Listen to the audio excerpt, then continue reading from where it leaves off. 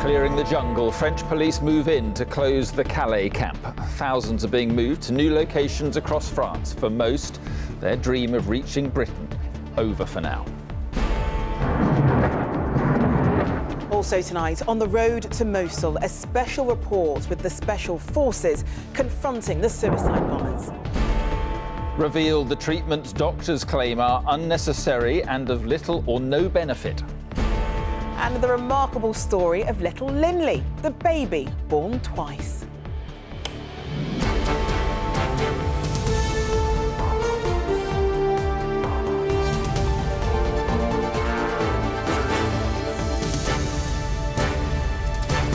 This is the ITV Evening News with Mark Austin and Charlene White. Good evening. The operation to clear the migrant camp known as the Jungle is well underway in Calais tonight. Thousands of people queued, mainly patiently and peacefully, for buses taking them to their new destinations in France, well away from the transport routes to Britain. But thousands more inhabitants still have to leave before this week's planned demolition can begin. The evacuation of the camp will continue tomorrow, with the authorities bracing themselves for possible resistance from migrants who don't want to go. From Calais, our correspondent Martin Geisler has the latest. It's okay. You can go. It's okay. With a friendly word and a hand on the shoulder, they were ushered towards their buses. The authorities doing what they could to reassure these people everything's going to be all right.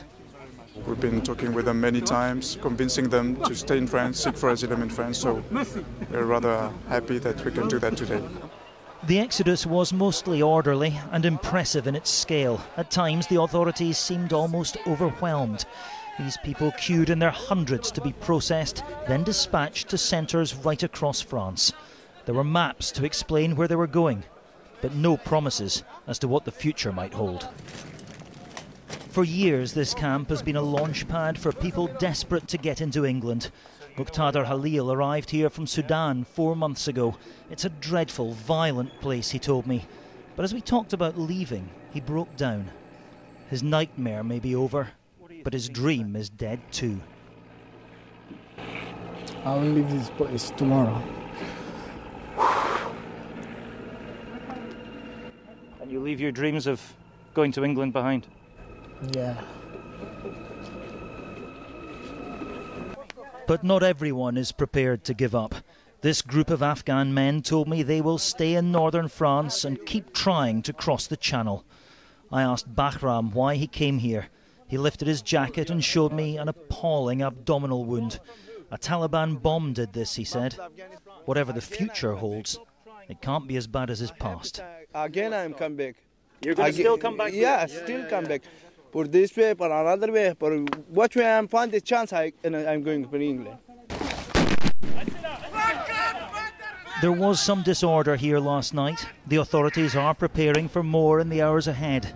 The people of Calais want Britain's help to ensure this kind of crisis doesn't arise again. I would say, Theresa May, don't forget Calais, don't forget the history. And it's not only by working between the governments that will sort out the problem of Calais. So we must probably work it directly with England as well. In a couple of days, this camp will be emptied and demolished. Solving the issues that created it, however, will be a far longer and more complex task. Martin, so far it seems to be going to plan, but has anybody got a long-term solution to the problem? Well, Mark, they hope this is it, but that said, they have tried and failed to close this place before. They have never, however, mounted an operation on this scale. The dismantling of the camp should begin tomorrow. It should be completely gone by the end of the week. So the problem will be gone for now, at least from here. Why now? Well, it's a huge political issue in France, the jungle. There are elections here next May. Right-wing parties have promised to get tough on it. So it is said this is President Hollande simply flexing a bit of muscle. But these people have to go somewhere. And there's a fear that shifting them around France won't be a long-term answer. Britain is taking some, of course, some children or some young people. That operation, incidentally, was halted today, but it should pick up again later in the week. But that's just a few hundred. There were up to 8,000 people living here, and this isn't the only camp in this part of France. People are already leaving here and going to others. Our team visited one near Dunkirk today. They reckon there are over 1,000 people there already. So your question, is this a long-term solution to the problem? I'm afraid the answer is probably no. All right, Martin, thank you very much indeed. The scale of the task facing the coalition forces trying to recapture Mosul in northern Iraq became apparent today as resistance from the so-called Islamic State grew fiercer and fiercer. Iraqi commanders say the battle is likely to be longer and more costly the closer they get to Mosul. Our senior international correspondent John Irvine was with Iraq's elite special forces as they came within 5 miles of the IS stronghold. The aftermath of yet another suicide car bomb attack on Iraq's best, the Golden Division, who tonight are closer to Mosul than any other unit. Backed up by rocket fire and artillery, they spent the day in the vanguard, wresting more villages from the so-called Islamic State. The communities straddle the main dual carriageway into the city that is the big prize in this battle. Obviously, they would much rather use the main road. Mosul's just 5 miles away, but they can't because it's laced with landmines. These forces have 2 villages to go. Once they've secured those, nothing will stand between them and the city of Mosul. Suicide car bomb attacks like this were expected. They all failed, with tank fire taking them out before they could ram their target vehicles. Predictably, in their propaganda videos, IS is falsely claiming that every suicide attack is a success. I recognise this particular car bomb. It's attacking a convoy we joined last Thursday. We were in the lead vehicle, the tan-coloured one out front, and we saw the car speeding down the road. IS claimed a direct hit when in fact the attack failed. The driver lost control and rolled the car. Then Iraqi forces neutralised the threat. The suicide bomber got his wish, but not in the way he wanted. More suicide attacks lie ahead, and the fighting in Mosul will be much more intense.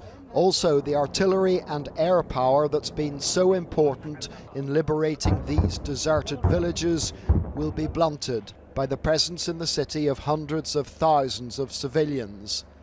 Those people may welcome liberation, but right now they must be dreading the battle looming just down the road. John Irvine, ITV News, Northern Iraq. Talks about Brexit between Theresa May and the leaders of Scotland, Wales and Northern Ireland ended in bitter recrimination today. Nicola Sturgeon said she'd been left deeply frustrated by the meeting and accused the Prime Minister of not having a coherent strategy.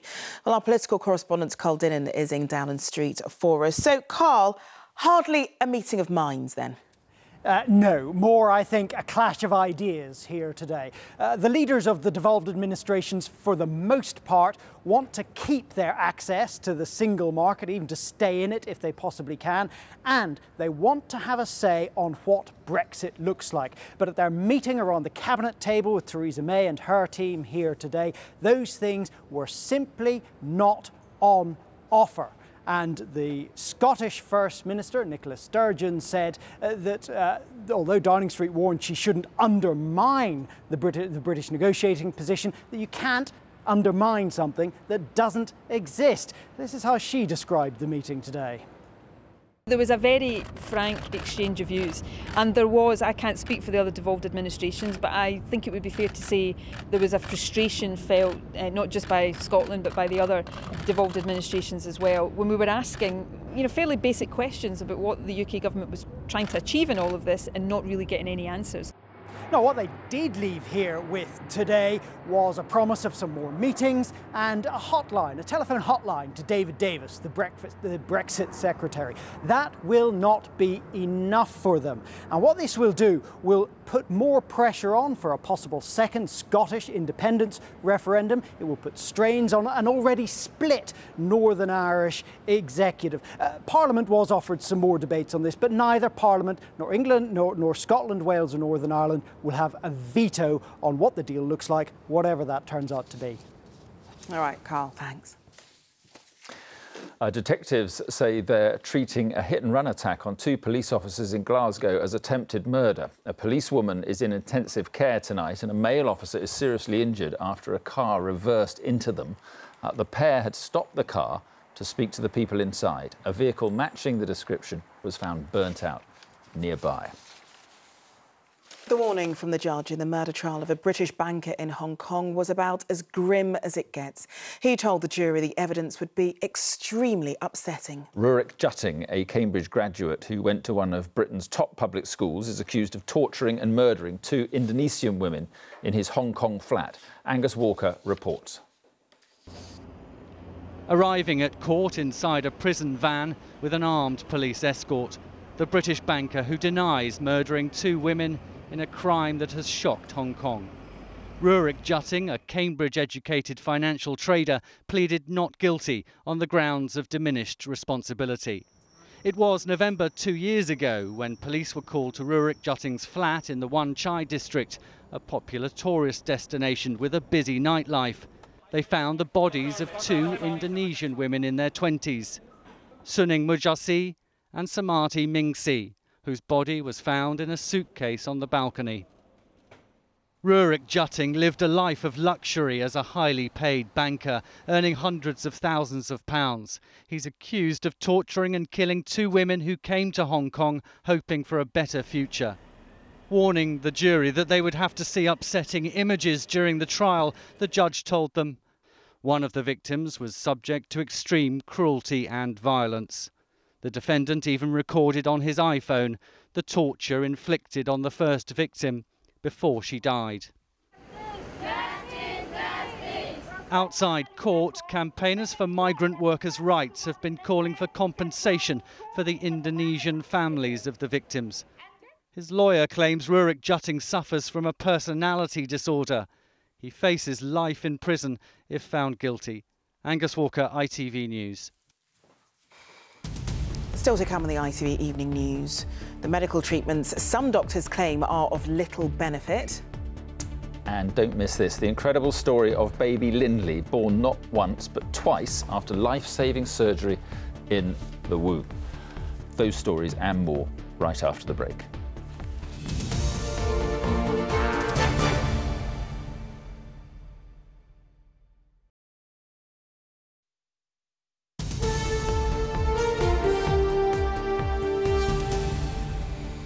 Welcome back. Top doctors are saying the NHS in England is wasting time and money on dozens of treatments that are of little use to patients. The Academy of Medical Royal Colleges has come up with a list of 40 common treatments they claim are often unnecessary. It includes chemotherapy for terminally ill cancer patients. More from our health editor, Rachel Younger. For bike fanatic Pete, life is all about getting more miles under his belt. But how long he's got left to do that depends on a relentless cycle of chemotherapy. Because his cancer's terminal, it won't cure him, but Pete refuses to accept it's doing more harm than good. I can't tell you what I'm going to be like at the end of all of this, but certainly it's a positive thing, and to say that it's unnecessary or it won't help, far too much of a broad brush, and I think there's a lot of people who would agree with that. Yet chemo that only prolongs life for patients like Pete is the most controversial in a list drawn up by senior medics. The treatments found to bring little or no benefit to patients include X-rays for lower back pain, if there are no other concerning symptoms, plaster casts for children with small wrist fractures when a splint would work, and blood tests to diagnose the menopause in women over 45. With NHS England trying to find £22 billion in efficiency savings, the report's authors believe staff have a duty to look after its limited resources, but say it's not about saving money. We notice that there's a culture of over-medicalisation and over-treatment, and there's a feeling that just because you can do something, you should do something. What we want is for people to take a step back and think, actually, it's not can I do this, but should I do this? OK, because the last time we gave you a prescription, it was only about a week or so ago. But this GP is dealing with the day's emergency calls, aware he doesn't always have the time to discuss an alternative approach. It's a lot quicker and easier to give a patient a prescription than have that extra chat about why they don't need the treatment. And when you're under pressure, have you got those extra minutes? It's good medicine to give those extra few minutes, but at the end of the day, we're a service under pressure. What constitutes an unnecessary intervention is a delicate debate, when the notion of a pill for every ill is one so many of us cling to. Rachel Younger, ITV News. And to find a full list of the 40 treatments senior doctors claim are unnecessary, they can go to our website, itv.com/news.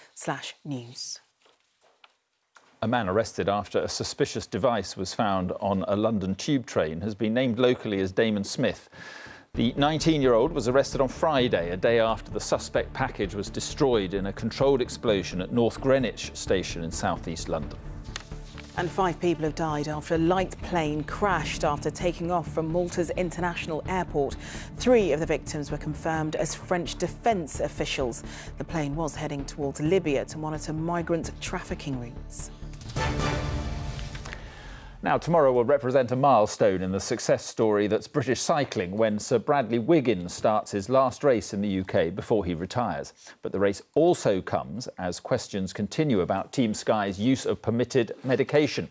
ITV News has spoken to a former boss of British cycling who believes Team Sky could be more transparent. Our sports editor, Steve Scott, has more. There is a shadow hanging over Sir Bradley Wiggins' UK swan song in London. Revelations that Team Sky organised medical exemptions for him to use banned steroids before 3 major races, including his Tour de France win, have seen to that. Wiggins has done nothing wrong, but as the velodrome is dressed to welcome him this week, questions still hang in the air, unanswered. This is Bradley, I think it's in Palmer.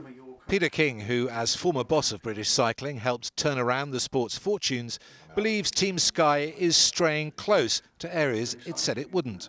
It may be a question of using the rules to your best advantage, but I think it's still a case of living within the rules. Do you not think that is a grey area, using the rules to your own advantage, when you say you are a completely clean team? Well, that's a question of definition. I think if you live within the rules, you can still be a completely clean team. The team is also under investigation by anti-doping officials for taking delivery of a medical package at the end of a race in France in 2011, which Wiggins won. They still won't say what was in it. Stephen Fry, an advisor to 2 current Team Sky riders, says his concern is that while the controversy rumbles on, the whole team is tainted and its future feels less secure. The way that this is handled and the communication of is so important, because we're not just talking about a team's reputation here, we're talking about 31 riders and probably the same sort of number of staff members that in effect have their jobs on the line. Peter King believes greater transparency over the mystery delivery would help alleviate the current crisis. Probably yes. It's difficult to understand what, if it was perfectly innocent, then let's know about it. Wiggins has played by the rules and Team Sky insists they will be cleared of any wrongdoing. But while questions still remain, not everyone sees it that way. Steve Scott, ITV News. England's cricketers managed to avoid a first-ever Test defeat by Bangladesh today, winning by a slender 22 runs in Chittagong. Bangladesh resumed this morning, needing just 33 runs for a famous victory, but instead, England's Ben Stokes took their last 2 wickets in just 19 minutes. The win puts England 1-0 up in the 2-Test series, with the second Test starting on Friday. Now, the legendary singer Bobby Vee, who had 7 UK top 10 hits in the 1960s, has died. The fresh-faced 1960s pop idol is best known for songs like Take Good Care of My Baby. Take good care of my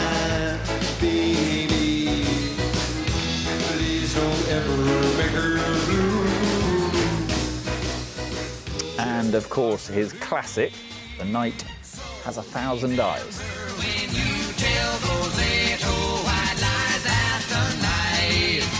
Has 1,000 eyes.